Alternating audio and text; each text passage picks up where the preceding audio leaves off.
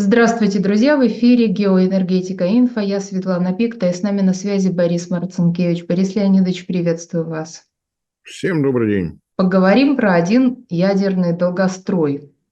Вот Финляндия, например, строила АЭС 25 лет, но сейчас рекорд ставит Англия. Она планирует построить АЭС в 10 раз дороже, чем строит Росатом. Что это за история, Борис Леонидович, с АЭС за 130 миллиардов фунтов стерлингов? Ну, давайте разбираться по порядку. Цифры накидали в последнее время про ядерную программу Англии. Разговоров не так много, все больше про ветер, все больше про солнце и так далее, и так далее. Я напомню, что в свое время, в 40-е годы, Англия была совершенно реальным конкурентом и Советскому Союзу, и США. То, что касается атомной энергетики, если в Обнинске первая атомная электростанция была запущена летом 1954 года, то первая атомная электростанция в Англии всего 2 года спустя, в октябре 1956-го, Колдер Холл, оригинальная конструкция реакторов, Магнокс, охлаждаемая за счет углекислого газа, газоохлаждаемые реакторы. Мы сейчас к ним только возвращаемся, правда, это уже не углекислый газ, а гелий, но, тем не менее, первый шаг был сделан ими. Что касается Соединенных Штатов, то они только в 1958 году, третье место. Но годы шли, выяснилось, что конструкция не самая удачная. Реакторы были на самом деле промышленные для наработки оружейного плутония, но поскольку тепло имелось, от чего бы, собственно говоря, и не запустить. В таком же режиме в Советском Союзе работала широко известная в узких кругах Сибирская атомная электростанция мощностью 500 мегаватт. Реально она была номером 2. Ну, это уже отдельная тема, можно как-нибудь потом порассуждать. Конструкцию изменили, появились реакторы АГР, Advanced Gas Reactor, ну и они, собственно говоря, тоже оказались тупиковой ветвью цивилизации, и постепенно, собственно говоря, все имевшиеся компетенции, имевшийся опыт, наработанный, просто ушел в песок. Людям свойственно стареть, старики из отрасли уходили по разным причинам, кто на пенсию, кто еще куда дальше. Закончилось все это достаточно печально, но уже в нулевых годах тогдашнему правительству, по-моему, Блэр тогда парадом командовал, было понятно, что нужна новая ядерная программа. Она тогда была сформулирована, было роздано 10 строительных площадок под будущий АЭС. Многие дополнялись. Если будете сами искать, не забывайте, что когда вы читаете там Hinkley Point A, Hinkley Point B, Hinkley Point C, вот такая традиция, если мы просто нумеруем, то у них вот используется английский алфавит. На день сегодняшний в работе всего 5,8 гигаватта атомных энергетических мощностей, из которых закрытию подлежит, ну, собственно, 5 почти. Они старенькие, годы идут, как бы срок эксплуатации не продлевали, ничем хорошим это не закончится. То, что атомная энергетика Франции, как какой бы то ни было конкурент ведущим странам, закончилась, говорит прежде всего то, что все атомные электростанции на территории Великобритании, как они себя по-прежнему называют, в собственности французской компании EDF. То есть англичане окончательно признали, что не эксплуатировать, не строить мы не умеем, чем можем, тем поможем. Одна из особенностей программы, разработанной Блэром, сама Англия не финансирует строительство. Если проводим тендер, вот победитель тендера должен сам решать все вопросы с финансированием для того, чтобы он понимал, как будут возвращаться инвестиции, долгосрочные контракты на покупку всех 100% вырабатываемой электроэнергии по фиксированной цене. По цене выше рынка для того, чтобы инвестор понимал, что деньги будут возвращаться достаточно быстро. Несмотря на все то, что происходило с теми, кто выкупил вот эти площадки под будущее строительство, свою часть программы изменения энергетики, касающейся угольной генерации, Великобритания проводила просто, ну, вот, стараясь изо всех сил. За период с 2000 по 2022 было закрыто в общей сложности 30,6 гигаваттов угольных мощностей. И доля в генерации с 32% в нулевом году, в 22-м, составила 1,6% от общей генерации. При этом газовая генерация практически не изменилась. Если она, там, она выросла с 39,3% в общей доле генерации, в общем балансе генерации, то сейчас 39,6%. Ну, то есть практически ничего не менялось.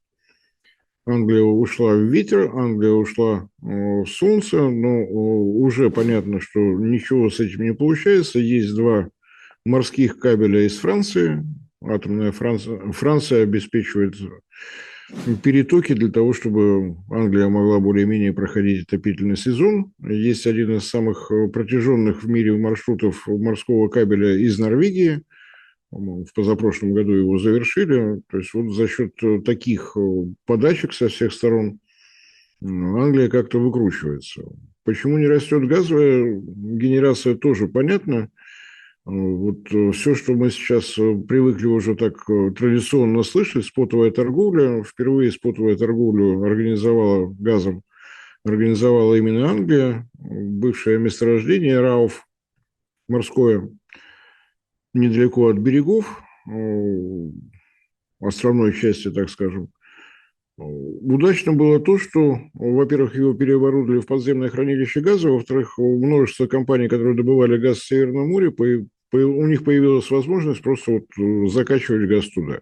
Не попадали в график потребления, а вот такое спокойно балансирующее место. И все было в порядке.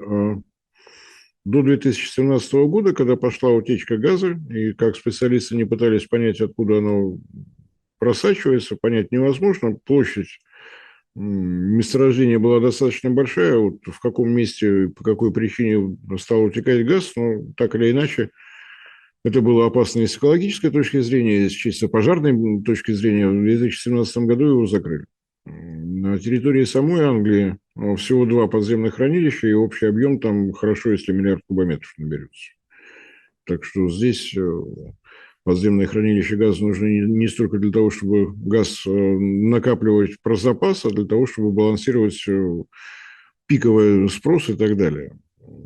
Да, есть газопровод, идущий в Бельгию, тоже можно получать, но поскольку Англия догадалась еще и выйти из состава Европейского Союза, то здесь тоже все не очень просто. Если раньше никаких проблем там с режимом таможенного склада не было, то сейчас есть. Надо договариваться с Бельгией, арендовать у них мощности, затамаживать поступающий газ, растамаживать выходящий газ и так далее, и так далее. То есть газовой генерации не идет. И поэтому как бы все надежды на то, что удастся построить все-таки атомные электростанции.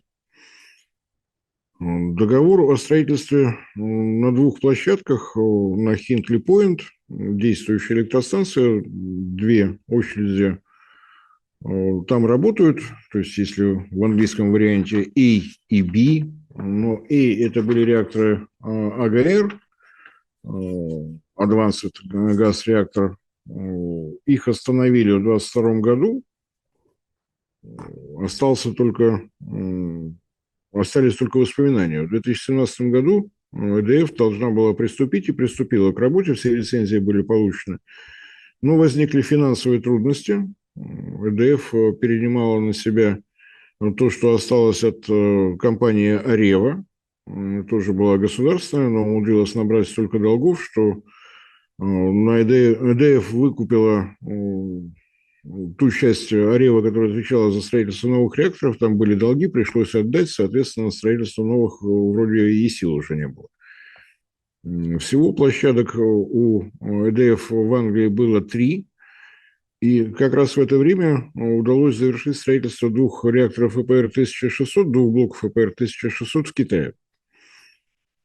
Там действительно, если сравнивать с Финляндией, где строительство шло 18 лет, действительно получилось неплохо. Вместо 5 лет по контракту 10, но не 18. Уже хорошо. И смета была превышена не в 4 раза, а всего в 2. Никто не скрывал, что сделано. Получилось это в результате могущих усилий китайских машиностроителей. Они плечо подставили, компания ЦГН. China Guangdong Nuclear, кто там во внутренних отношениях Китая понимает, немножечко отдельно стоящая корпорация.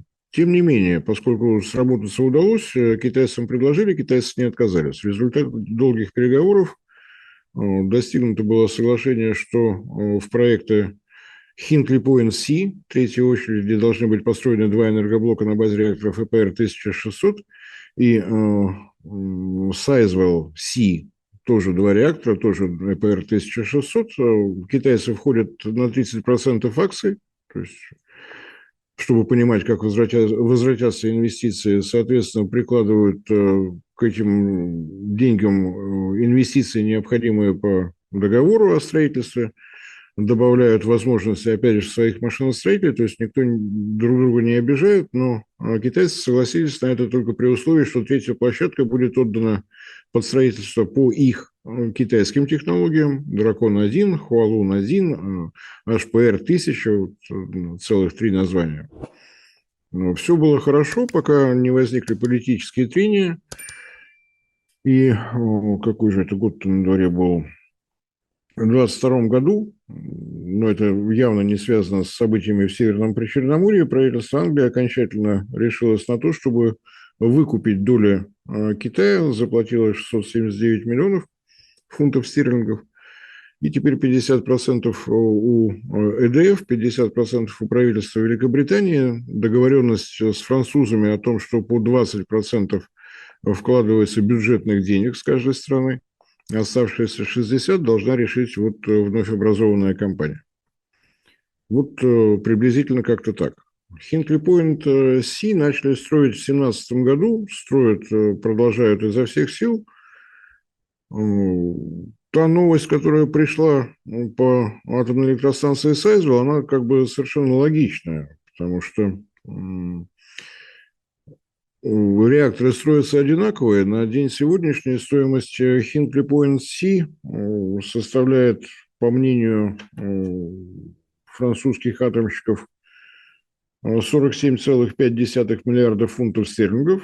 В 2017 году это было 20, сейчас немножко выросло.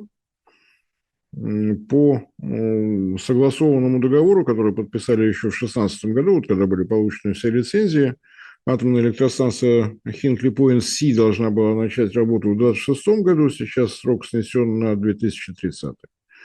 То есть, еще раз, стартовали в 2017, чтобы закончить в 2026.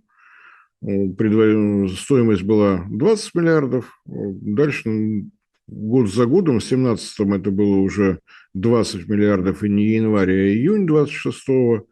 В 2019 году это стало 22,5 миллиарда, в 2021 23 ровно, в 2022 25 миллиардов и июнь 27-го, и вот в 2024, пока вроде бы французы остановились, 47 миллиардов долларов за два реактора, и, соответственно, 2030 год.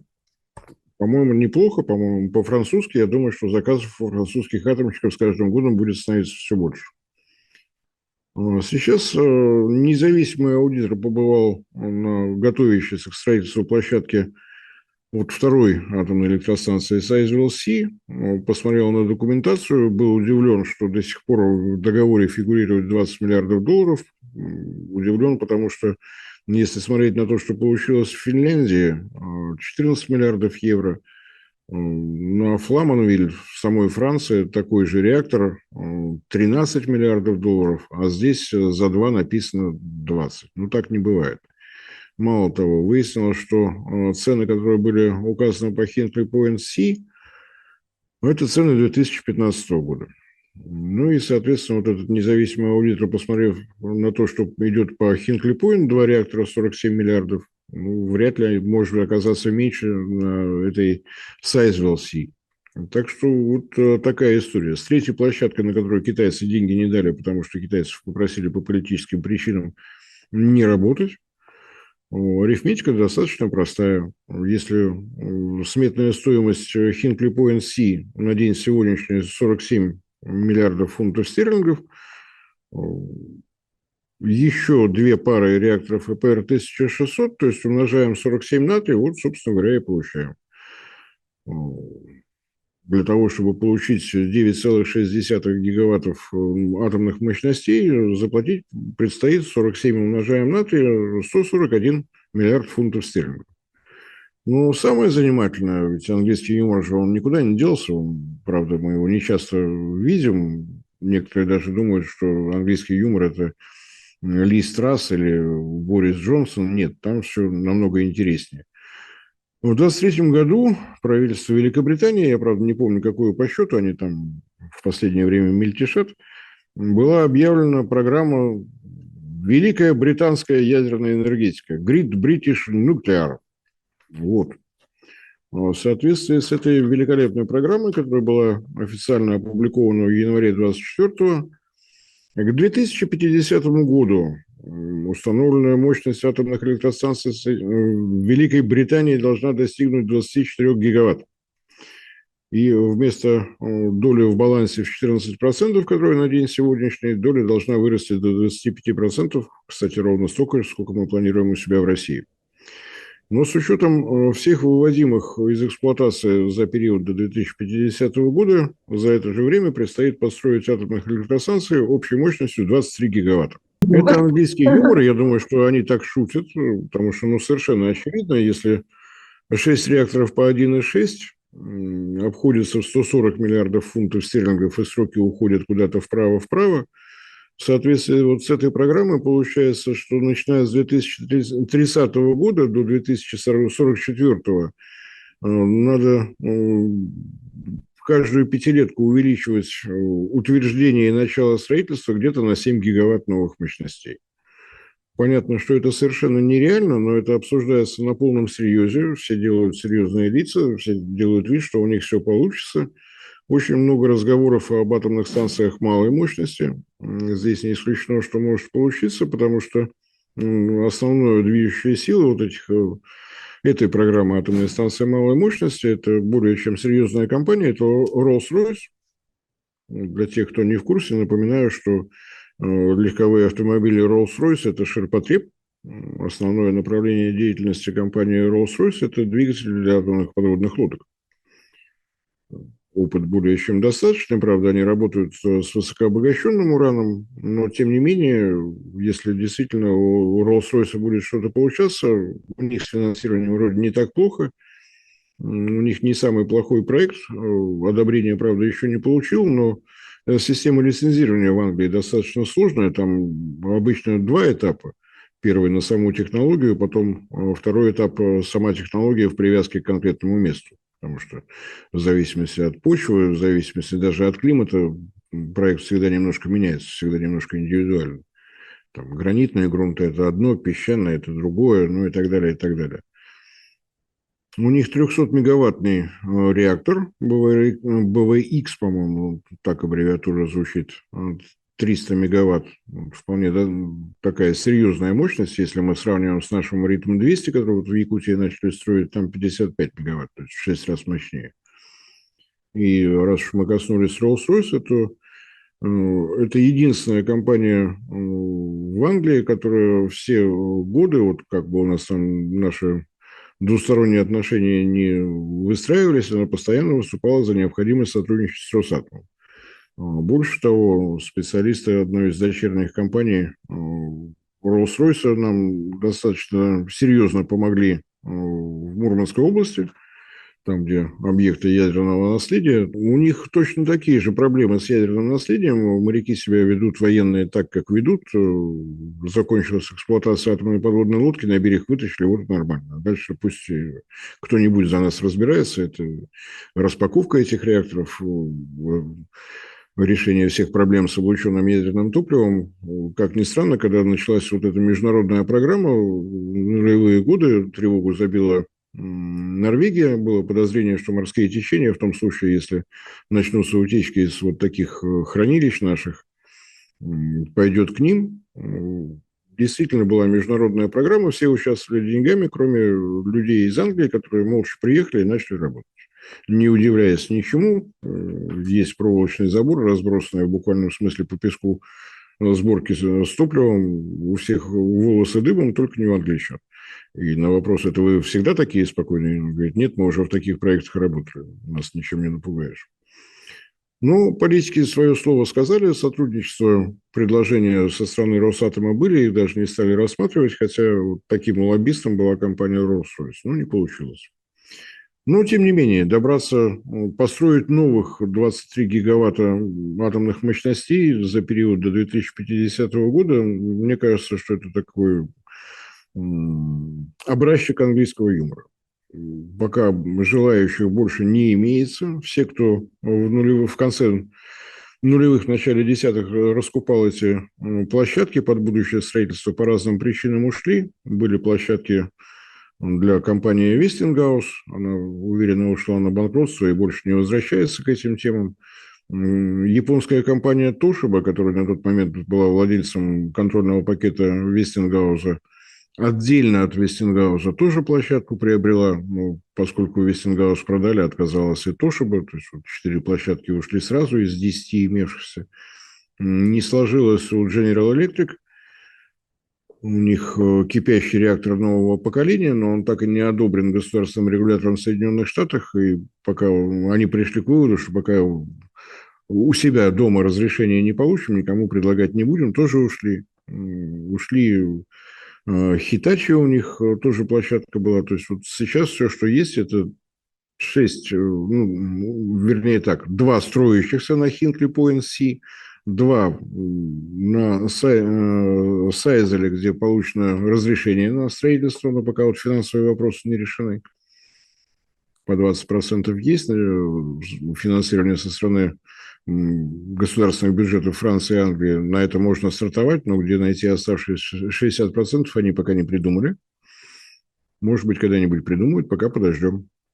То есть Ну, 2 строящихся, 2 одобренных, 4 раза по 1,6, 6,4. Остается придумать, кто и как будет строить еще 15 мегаватт. Раньше решение было красивым. Китай готов был финансировать, потому что была обещана помощь с лицензированием китайских технологий, то есть получив бы разрешение на строительство в Англии, можно было бы бороться за европейские тендеры, но тоже не срослось, опять же, по причине политиков. Политики обеспечили отсутствие сотрудничества как с Россией, так и с Китаем. В распоряжении осталась блистательная компания EDF, ну и как те жители Англии, кто еще не растерял чувство юмора, они считают, что у них будет самый дорогой в истории человечества объект недвижимости. Ну, вряд ли юмор юмором, а что делать, совершенно непонятно. ну что же, Пока в да. зависимости от генерации во Франции, в зависимости от генерации в Норвегии, в зависимости от погоды, морские ветроэлектростанции, ну, как-то все вот так. Будем считать, что англичанка строит атомную электростанцию. Спасибо, Борис Леонидович, за прекрасный комментарий. Друзья, подписывайтесь на наши соцсети и ждем вас в комментариях. Если кому-то интересно поподробнее послушать про атомные программы, которые у Англии были, появлялись, исчезали, прекращались, пишите в комментариях. Может быть, сделаем отдельную передачу, если это интересно. Всем Всем спасибо за внимание, всем всего доброго.